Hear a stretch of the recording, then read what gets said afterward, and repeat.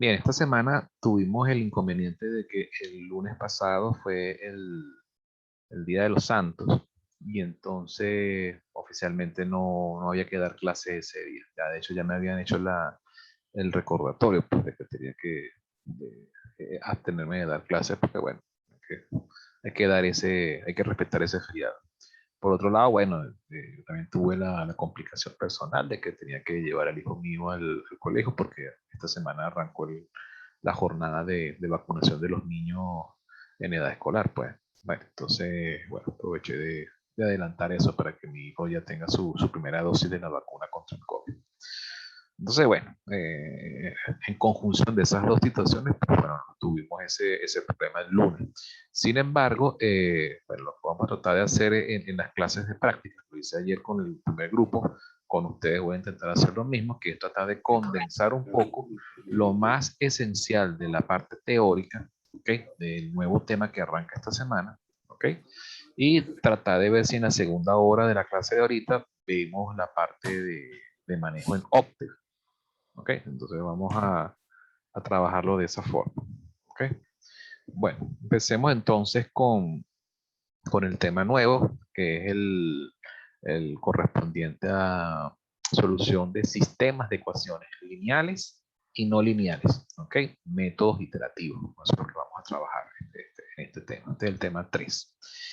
Esto es como una continuación de lo que era el trabajo que se hacía con los sistemas de ecuaciones lineales que ustedes vieron en cálculo 4, ¿ok? Cuando ustedes trabajaron o conocieron, les introdujeron el tema de Gauss-Jordan, eliminación gaussiana, posiblemente también habrán trabajado con los métodos eh,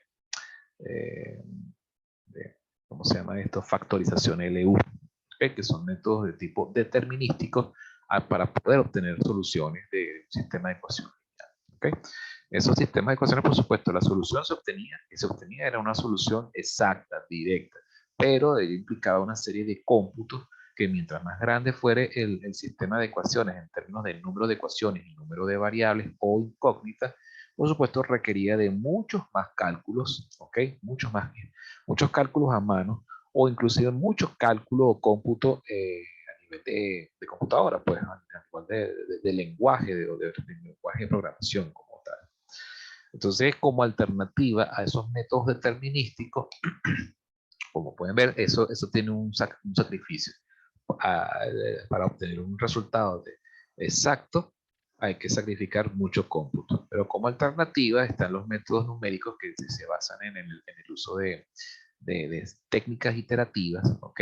Que son más simples en el punto de vista de los cómputos que se tienen que llevar a cabo, tienen menos procedimientos, menos algoritmos y arrojan resultados que pueden ser altamente satisfactorios, ¿ok?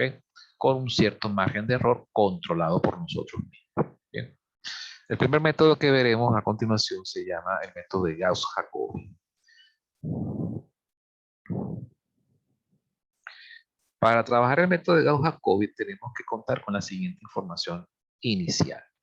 Primero que nada, tenemos que tener información sobre la matriz de coeficientes del sistema. Recuerden que todo sistema de ecuaciones lineales lo podemos representar mediante una ecuación matricial general. Esta sería la ecuación matricial del sistema, un sistema de ecuación lineal dado, que viene dado por matriz de coeficientes, que multiplica a un vector, en este caso un vector vertical, que contiene las incógnitas o variables del sistema.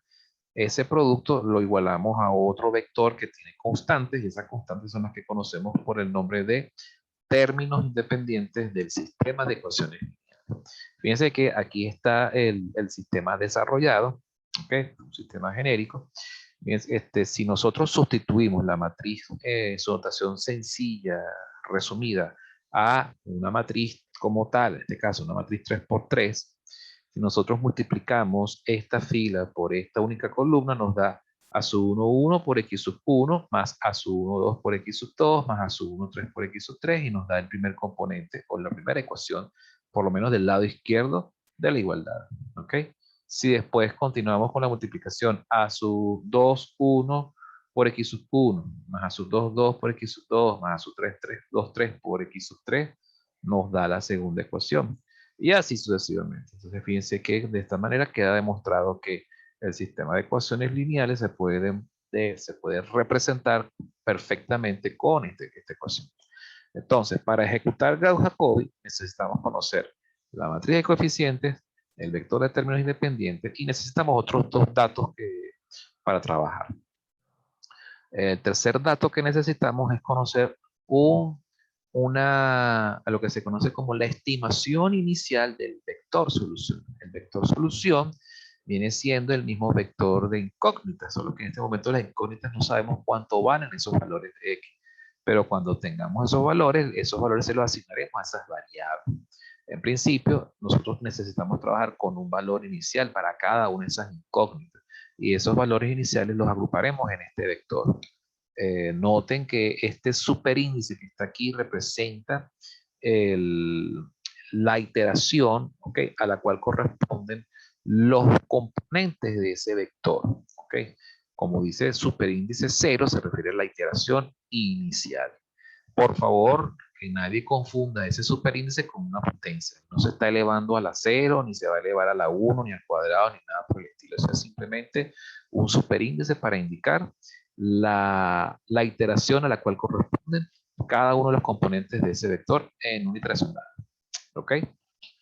El cuarto dato que es necesario trabajar, necesario para poder empezar el método de Gauss-Jacobi, es un valor de epsilon, el mismo epsilon que se utilizó en los métodos de disección, Newton, secante y falsa posición. ¿Okay?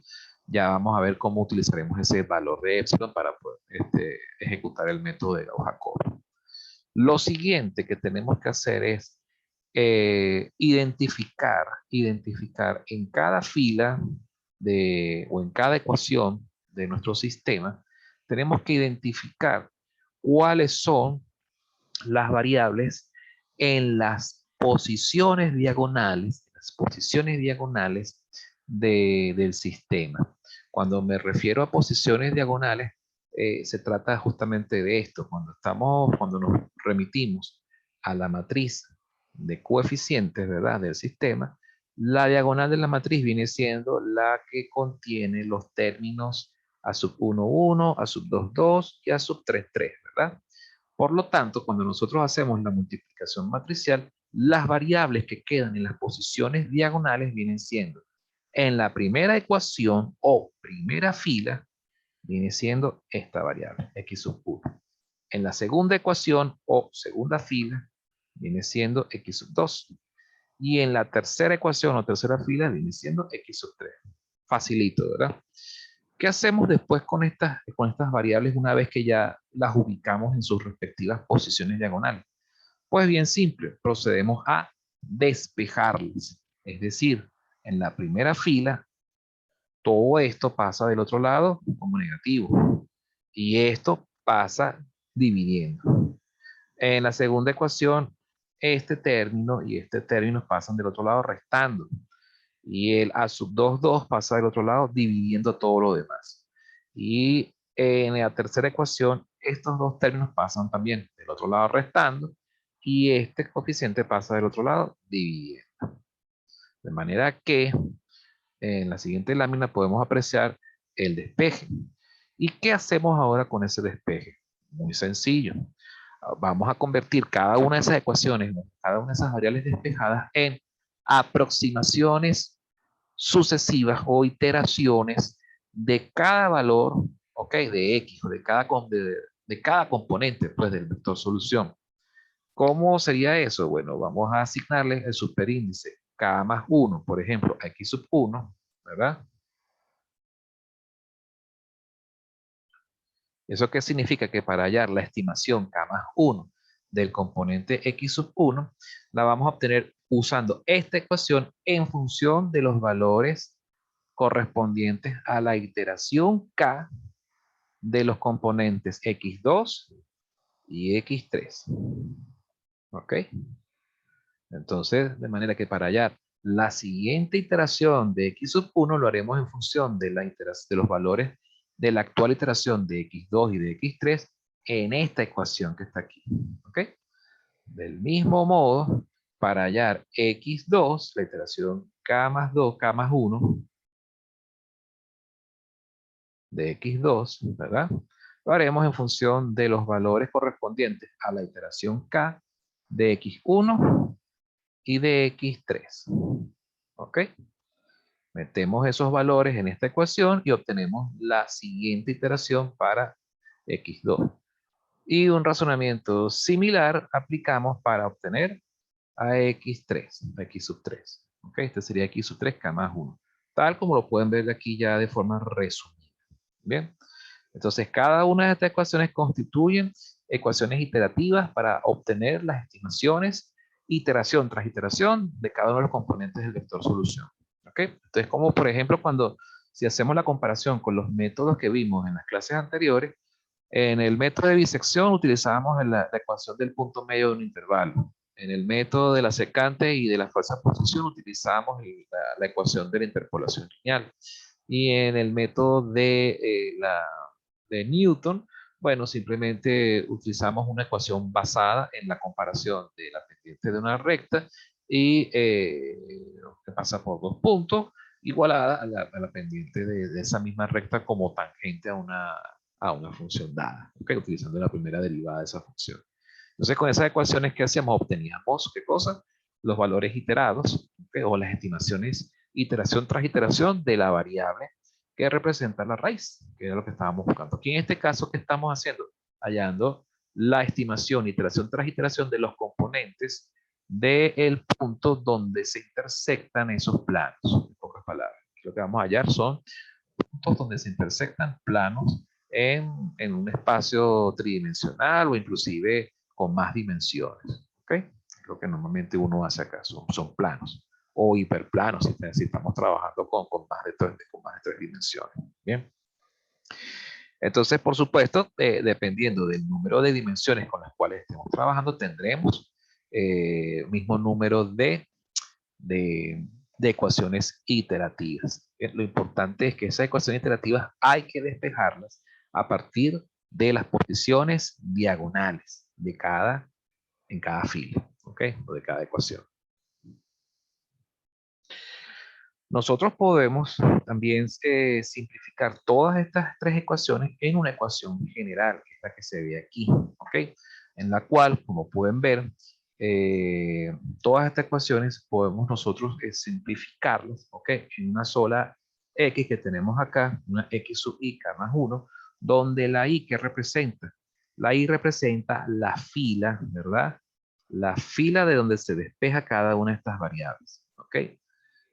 Bien, fíjense que también si comparamos con el lado izquierdo, con el lado derecho de la igualdad, bueno, fíjense que este W1 que tenemos aquí corresponde a la fila 1, este A sub 2, 2 corresponde a la fila 2, y este A sub 3, 3 corresponde a la fila 3. O sea, son los coeficientes en las posiciones diagonales de las filas correspondientes.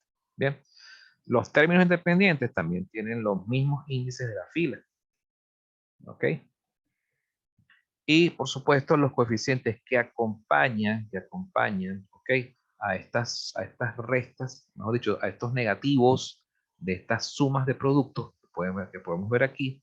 Fíjense que cuando i vale 1, entonces se está calculando x sub 1, y x sub 1 es igual a el inverso de a sub 1, 1, que multiplica a b sub 1 nuevamente, menos, sacamos factor común negativo, o menos 1, ¿verdad? Esto sería a sub 1, 2, ¿ok? Por x sub 2, más a sub 1, 3, por x sub 3. Entonces, ¿esto qué sería? El producto del coeficiente en la segunda columna por la variable de la misma columna y el coeficiente en la tercera columna por la variable en esa misma columna. Bien, entonces, aquí es tal cual como se lee esto aquí. ¿Ok? Bien, la otra cosa, la otra parte que hay que ver es que el otro subíndice con el cual trabajamos es el subíndice J, que es el que hace referencia justamente a las columnas. Entonces, este sería J2, J2, J3, J3, justamente las J que no tienen que ver con la posición diagonal en la primera fila. En la segunda ecuación, aquí sería J1, J1, J3 y J3, porque son justamente las columnas que no tienen que ver con la diagonal en la segunda ecuación. ¿ok? Y son justamente las que se están despejando. ¿Bien? Y así también pasa con esto. Fíjense que esto es una sumatoria negativa, es decir, si sacamos factor común menos 1, bueno, nos queda entonces una suma de productos, pero esa es una suma de productos que podemos modelar desde j igual 1 hasta n, es decir, las n columnas que tiene cada fila, pero descartando aquella columna que es igual a la, a la columna diagonal, a la columna en la posición diagonal de la matriz de coeficientes. ¿Por qué? Porque esa es justamente la columna de la cual se despeja la variable que está a la izquierda. Entonces, bueno, esta es como que la ecuación que de alguna forma simplifica, resume, ¿ok? O a través de la cual, si nosotros sustituimos en los valores correspondientes, podemos generar todas las ecuaciones que necesitamos, ¿ok? Las ecuaciones iterativas. Bien, inclusive podemos utilizar esta ecuación para poder hallar las iteraciones para sistemas de ecuaciones de 4 ecuaciones con 4 incógnitas, 5 ecuaciones con 5 incógnitas, etcétera. O sea, esto es para multipropósito, propósito general, por ejemplo, esta ecuación es muy útil utilizarla también para el momento en que uno tenga que programar en Octave. Cuando uno vaya a programar en Octave, uno puede apoyarse en esta nomenclatura. ¿Okay? Bueno, en Octave, no, en general en cualquier lenguaje de programación. ¿Okay? Sin embargo, si tenemos oportunidad de trabajar con una herramienta como Octave, MATLAB, la cual ya presenta variables bastante cómodas de trabajar, como lo son las matrices, los vectores, etcétera. Entonces podemos nosotros simplificar aún más esta ecuación. ¿Cómo podemos simplificar aún más esta expresión? Bien simple, bien sencillo. Podemos recurrir al uso de la notación matricial, pero haciendo una descomposición de matrices. ¿Cuál es la matriz que vamos a descomponer? La matriz de coeficientes. La vamos a descomponer en una matriz triangular inferior, matriz triangular superior y la matriz diagonal. ¿Ok? Esa matriz triangular inferior sería la que se compondría de todos aquellos elementos de la matriz de coeficientes original, pero que estén situados por debajo de la diagonal, que serían todos estos que están aquí. La diagonal, que es la matriz D mayúscula, es la que tendría por componentes a todos aquellos componentes en la posición diagonal de la matriz de coeficientes. Y la triangular superior, que es la que se denota con la letra U mayúscula, estaría compuesta de todos aquellos componentes de la matriz de coeficientes que están por arriba de la diagonal. Los demás componentes los rellenamos con ceros, ¿ok? Simplemente son componentes nulos dentro de la matriz. ¿Para qué nos sirve la descomposición LU?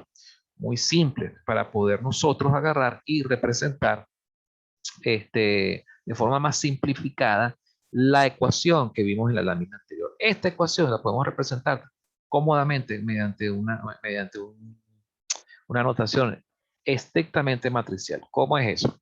Agarremos la matriz A, la descomponemos en su notación LUD, luego por propiedad distributiva de la multiplicación de matrices, ¿verdad?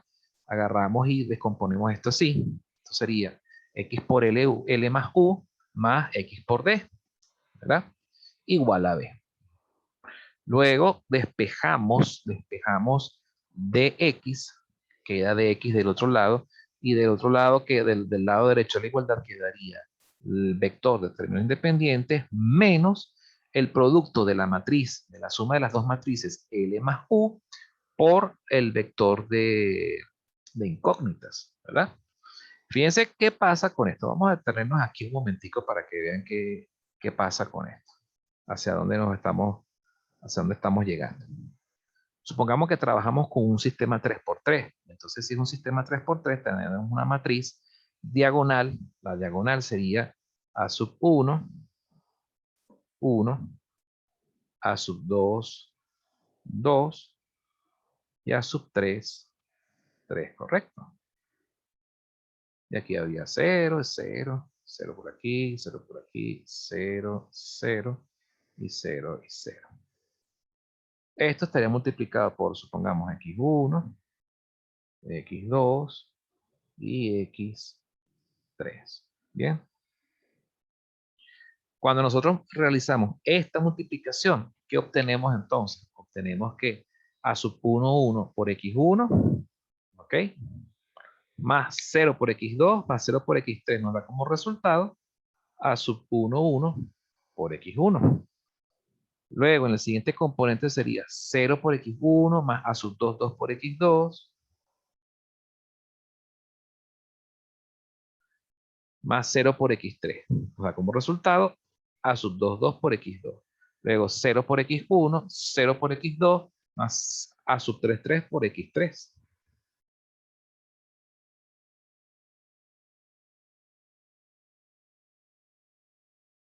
Ya, después fíjense, y del otro lado que tenemos, tendríamos el vector b menos, ¿verdad? L más U por X. Y fíjense que L más U, ¿quién viene siendo? Esta es la matriz. L más U sería la suma de esta matriz con esta matriz. Esa matriz, ¿cuál sería? La misma matriz de coeficientes, pero con la diferencia que aquí habrían ceros, ceros, ceros y ceros. Y cuando desarrollamos el producto de L más U por X, ¿qué tenemos entonces? Vamos a tener un vector de, en este caso, 3 filas, ¿verdad? 3 filas solamente, en las cuales van a faltar las filas donde están los términos a sub 1, 1, a sub 2, 2 y a sub 3, 3. Y es justamente lo que en términos generales corresponde pues a lo que está aquí en la lámina anterior. Este desarrollo, este desarrollo. Cuando nosotros después multiplicamos por la matriz inversa, inversa de la matriz diagonal, para despejar el vector aquí en X, a la izquierda, entonces prácticamente llegamos a qué cosa? A esta misma ecuación que está aquí. Entonces, esta ecuación que tenemos acá, esta ecuación es equivalente a esta ecuación que tenemos aquí. Las dos trabajan exactamente igual. Para trabajar en Octave, esta ecuación es mucho más cómoda. ¿Ok? ¿Por qué? Porque podemos ahorrarnos toda una serie de pasos que conllevarían el uso de esta otra expresión. Esta expresión es como mucho más general. Pero como en Octave se puede trabajar perfectamente con variables de tipo matricial y vectorial también, entonces esta expresión nos resultaría mucho más cómoda al momento de programar el método de Gauss-Jacobi, ¿verdad? En la computadora.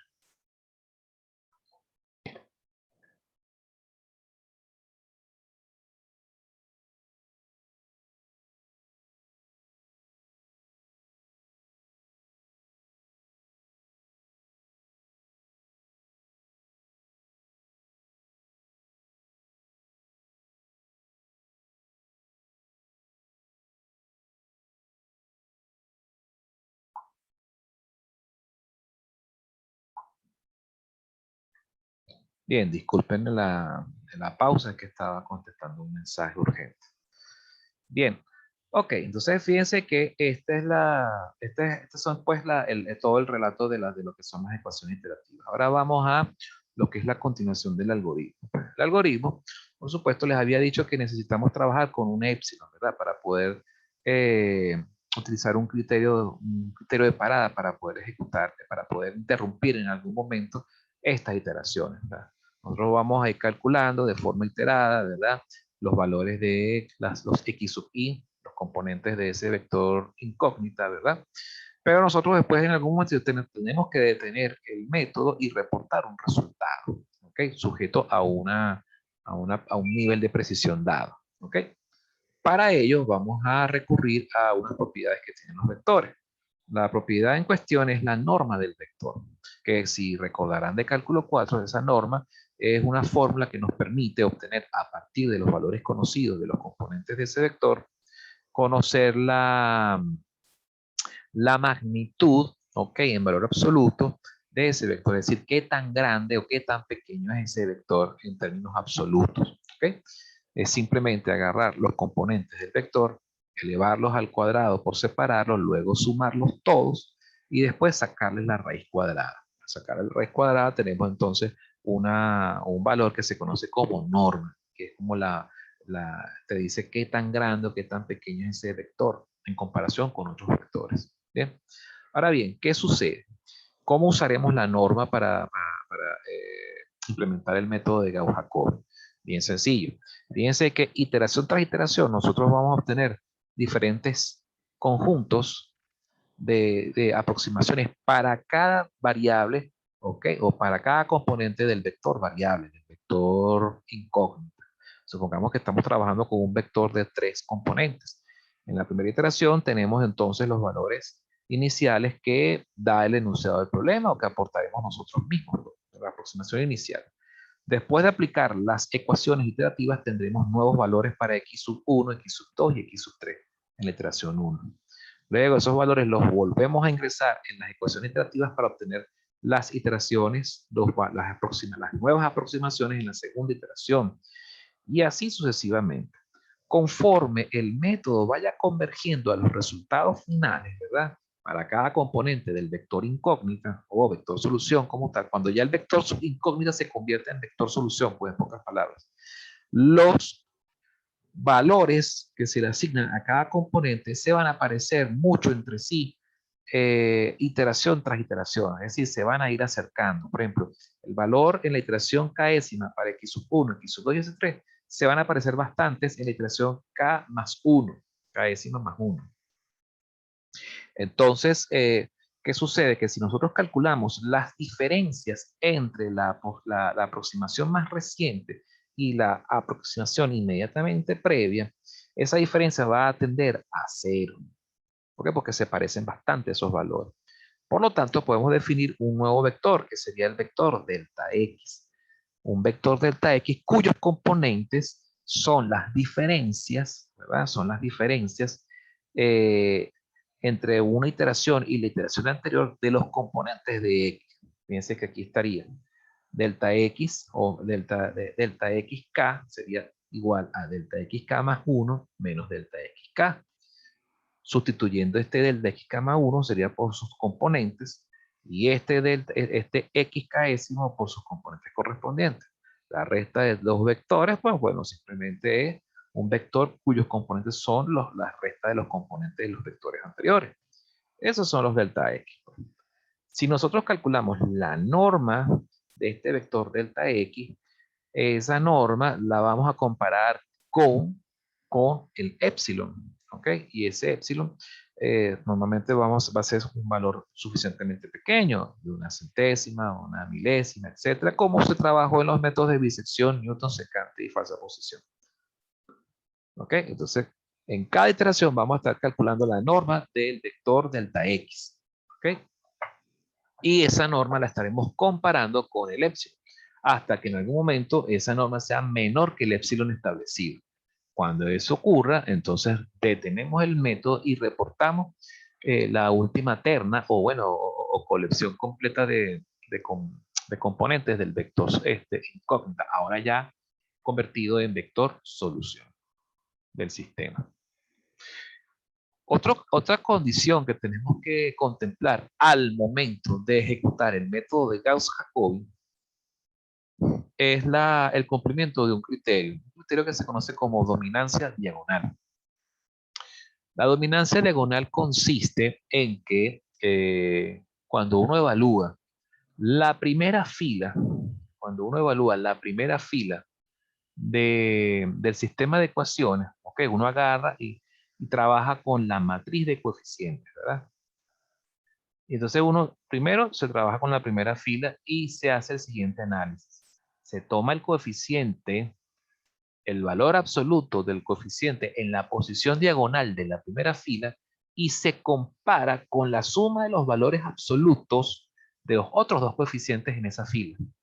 Si esta condición que tenemos aquí es verdadera, ¿ok?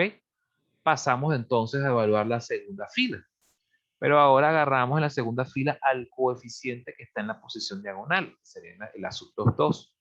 Tomamos el valor absoluto de ese coeficiente y lo comparamos con el valor, con la suma de los valores absolutos de los otros dos coeficientes de esa misma fila. Si da verdadero, seguimos entonces evaluando. Ahora nos vamos a la tercera fila. Y agarramos el coeficiente en la posición diagonal. Tomamos su valor absoluto y lo comparamos con el valor absoluto o la suma de los valores absolutos de los otros dos coeficientes. Si da verdadero esta inecuación en las tres filas, entonces concluimos que el sistema es diagonalmente dominante. La dominancia diagonal nos asegura que al momento de ejecutar el método de Gauss-Jacobi, el método va a converger el 100% de los casos. ¿Ok? ¿Eso qué significa? ¿Eso por qué? ¿Cuál es el fundamento de que el método puede converger? Porque estamos asegurando que los coeficientes de mayor tamaño, de mayor magnitud, están situados siempre en la posición diagonal, justo al momento de hacer el despeje de las variables para generar las ecuaciones iterativas. Lo importante es que cuando uno vaya a hacer estos despejes, uno logre asegurar que la división que se haga en esas ecuaciones sea siempre entre números grandes, los números más grandes posibles de la matriz de coeficientes. ¿Ok? Para justamente evitar inconvenientes tales como división entre ceros o división entre un número pequeño y un número muy grande, ¿verdad? Entonces ese tipo de cosas desde el punto de vista de la capacidad de cómputo de la computadora puede generar resultados inestables, ¿ok? O irregulares o erráticos y que pueden afectar la convergencia del método o inclusive la calidad del resultado final. En caso de que llegue a ser convergente, pero puede converger a un resultado impreciso. ¿Okay? ¿Qué sucede si la dominancia diagonal falla en una o en más filas? Inclusive que fallen las tres filas del sistema. Puede pasar. Bueno, tenemos una opción, que es simplemente realizar un pivoteo. Es decir, replantear el sistema de ecuaciones lineales mediante un pivoteo. El pivoteo, recuerden que podemos hacerlo por filas o por columnas, pero independientemente del pivoteo, si se hace por fila o por columna, se va a llegar siempre a lo mismo.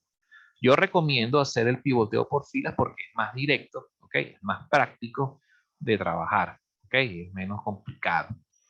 El pivoteo por columnas va a conducir exactamente al mismo resultado que el pivoteo por filas. Preferir trabajar con el pivoteo por filas porque es como más natural, más cómodo de trabajar para nosotros. ¿Okay? Entonces, se hace el pivoteo ¿con qué objeto? Con el objeto de asegurar de que cuando uno mueva filas de una posición a otra, uno asegure que el término más grande quede en la posición diagonal en ese intercambio de filas. ¿Okay? Al hacer eso, pues bueno, simplemente ya se puede entonces, si se vuelve a chequear entonces la dominancia diagonal y si se cumple dominancia diagonal en las tres filas, pues magnífico. Se procede entonces a ejecutar el método de Gauss-Jacobi. ¿Qué sucede si el pivoteo por filas no da resultado y nos queda que alguna fila no se cumple, sigue sin cumplirse la dominancia diagonal?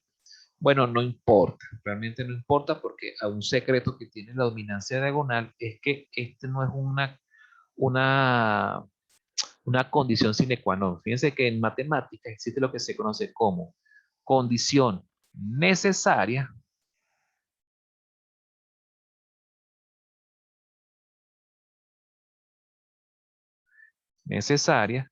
y condición suficiente.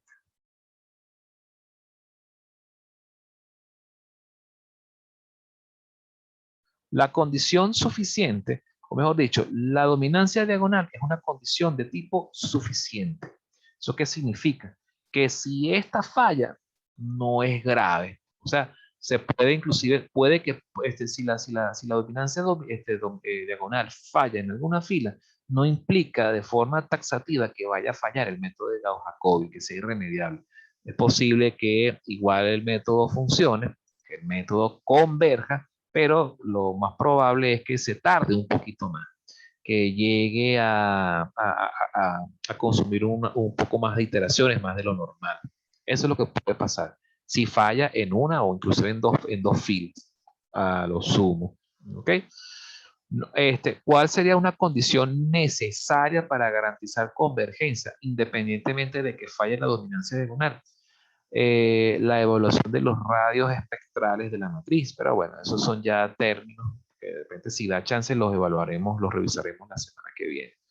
Pero por lo menos trabajaremos con lo que es el criterio de la dominancia diagonal para asegurar que por lo menos, para tener la certeza de que el método de Gauss-Jacobi convergerá en un momento dado. ¿Okay? Si la dominancia diagonal falla en una o dos filas, bueno, no hay problema. Se puede ejecutar el método. ¿Okay? En los enunciados de los problemas o de los ejercicios, de las preguntas del parcial, se les indicará si la dominancia diagonal falla en una u otra fila, pues bueno, este, se les indicará, bueno, ejecute el método independientemente de que falle, o haga el pivoteo para asegurar que al menos falle lo menos posible, ¿ok? El criterio de dominancia. Si falla en una fila, no hay problema, se ejecuta el método.